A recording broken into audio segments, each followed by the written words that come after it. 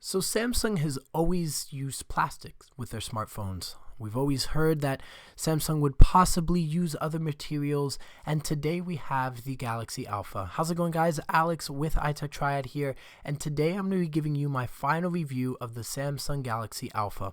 Don't worry, I'm not going to be comparing it to an iPhone or an iPad in this entire video, but I'm going to tell you guys what I like and what I didn't like about the Galaxy Alpha and what I'd like to see Samsung do to improve the smartphone. So let's get right into this review and hope you guys enjoy.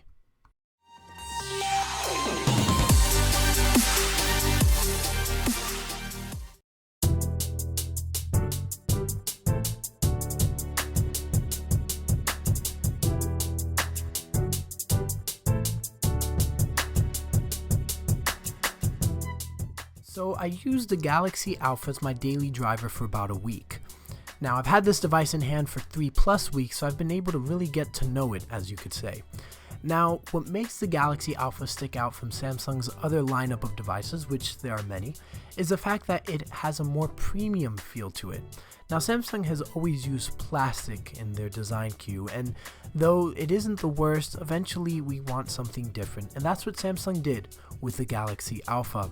Now, it has the beautiful metal chamfers running through the edges, which just feels great in the hands. Now, this phone weighs very light. It only weighs 4.06 ounces, which at first I didn't even think there was a battery in the phone when I took it out of the box. So that tells you really how light it is. On the back, we find a grippy battery door, which feels really nice when you hold it in the hands. It doesn't make this phone slippery that it would make it fall out of the hands. And speaking of falling out of the hands, I'm confessing here when I say I dropped this phone at least one time while reviewing it. And what I thought was a pretty nasty fall ended up not being that bad, because this is a pretty durable phone from what I thought it would have been. So at least in my personal experiences, durability on this smartphone is pretty good. So Samsung did a really good job in the actual overall design of the Galaxy Alpha. So with hardware off to the side, let's talk about specs on the Galaxy Alpha. Now, the Galaxy Alpha has 2 gigs of RAM, a 2.1 megapixel front-facing camera, a 12 megapixel rear-facing camera, and we also have 1080p and 4K video as well. So support to take 4K video is actually a surprising feature I found with the Galaxy Alpha. Battery, we have an 1860 milliamp hour battery and a 4.7 720p AMOLED display. So let's talk a little bit about the camera. I'm going to tell you guys my experience with the camera. Now, I found that the camera on the Galaxy Alpha was decent. Yes, it's 12 megapixel, which 12 megapixels is pretty good, but it wasn't a very great 12 megapixel camera, not one that made me go, wow. Colors were over-exaggerated at times, and low light really suffered. The biggest peeve that I had with the camera, though, is the fact that it had too many features. Now, don't get me wrong, features on a camera are good, they're very good, but Samsung found a way to make it way too heavy. There was too many features that made the overall experience of taking a picture just a plain pain in the neck.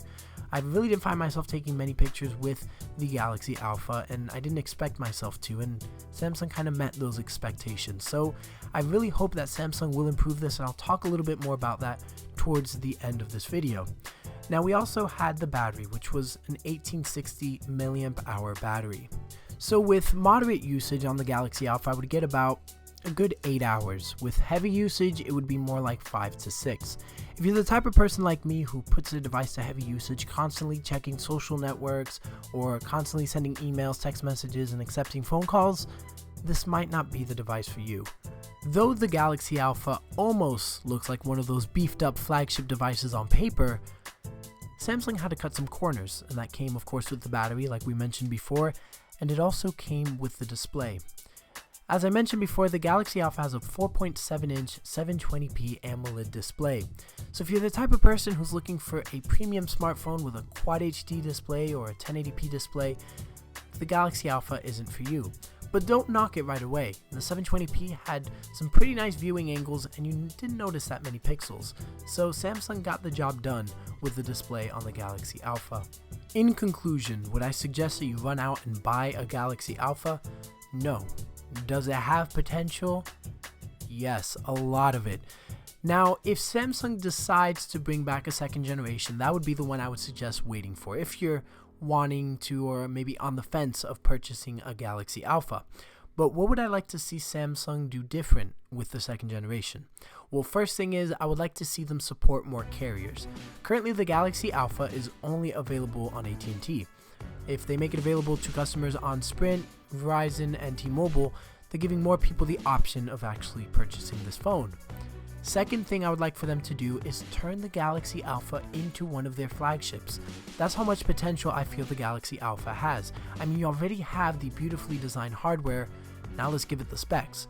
Imagine this, imagine if the Galaxy Alpha had 2 to 3 gigs of RAM, a better 12 megapixel camera, maybe even a 16 megapixel rear facing camera, a 2500 milliamp hour battery, and a 5-inch 1080p or Quad HD AMOLED display. So that's how much I feel the Galaxy Alpha has as it comes to potential. It's just up to Samsung on whether they want to make this phone succeed or not. So that's going to do it here for our full review of the Samsung Galaxy Alpha. I would like to briefly say thank you to the folks over at AT&T for sending this review unit out to iTechTriad. It was such a pleasure using this device on their network with barely any drop calls and some pretty fast data speeds. Anyway guys, again, that's going to do it here for our review. Be sure to subscribe to the channel for some more content in the future. I'm Alex with iTechTriad, and we'll see you in our next iTechTriad video.